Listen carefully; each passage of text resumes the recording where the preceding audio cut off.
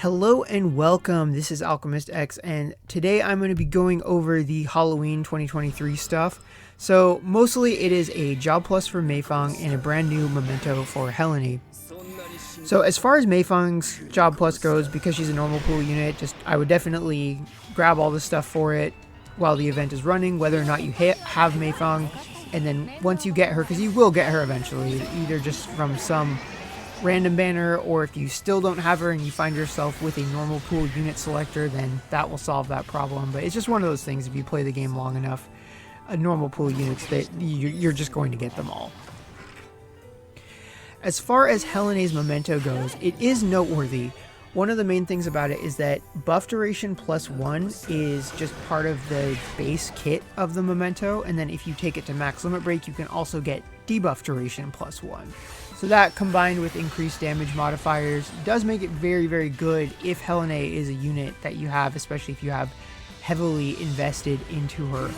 And then as an added bonus, Mei Fang is included in 2 of the group skills, so she can benefit from a damage buff to the different types of damage that she would receive, and then she can also benefit from the buffs and debuff too.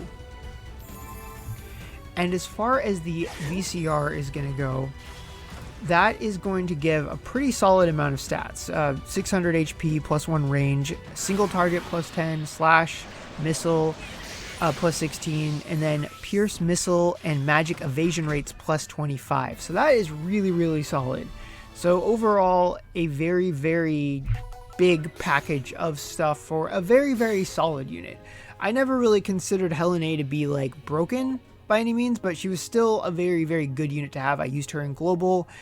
I don't have her currently in JP. She's not a unit that I would sink a ton of gems into chasing, but she's the kind of unit that if I got her, I would definitely look at raising her, especially because as far as priority wind shard candidates go, there's not a lot above her, given that I've already raised Sumair and Mercea.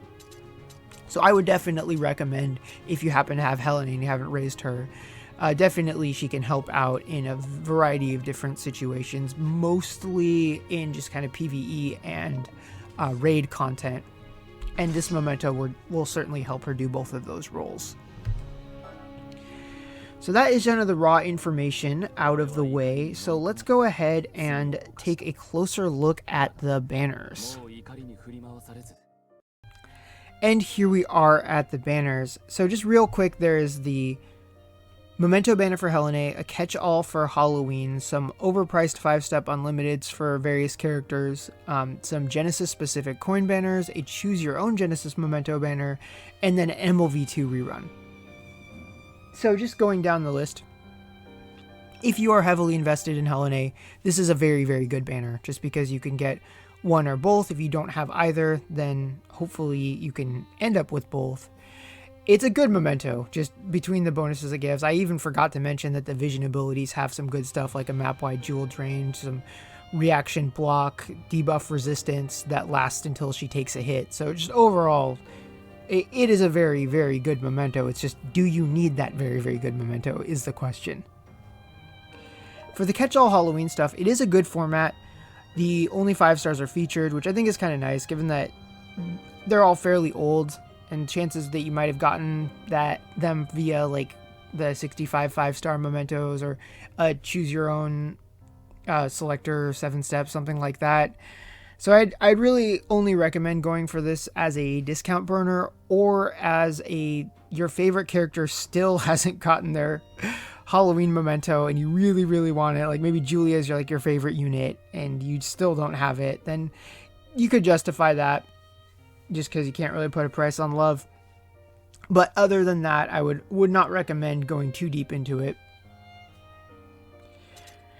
Then there is the overpriced 5-step. I just don't think characters this old should have this type of banner, even if they're really, really good. Like, I mean, I think the Helene is still awesome, and Julia, I don't know. I have her, and I think I have both of her mementos. It's hard to make her a priority, even if I do like her a lot.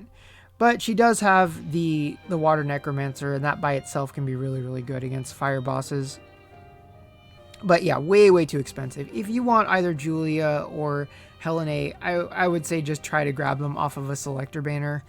It's just, I don't think that the extra shards you would potentially get if you don't have to transmute them and the Genesis coins you would get are really worth the cost. I'd really only save 5-step unlimiteds for brand new characters.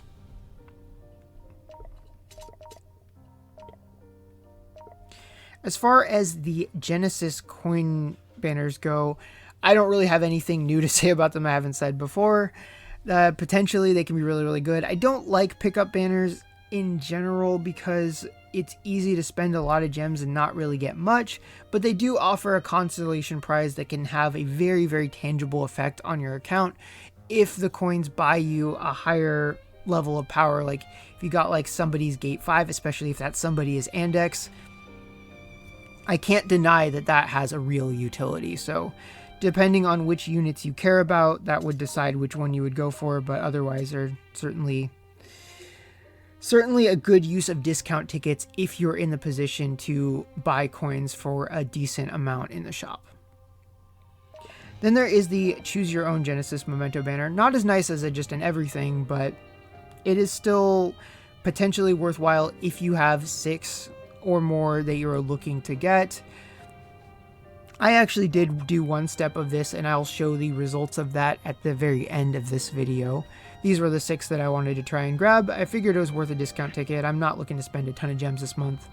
What I'm looking forward to should be coming up very soon. So either beginning of November or potentially beginning of December, depending on how many total chapters there are for the final Dragon chapter.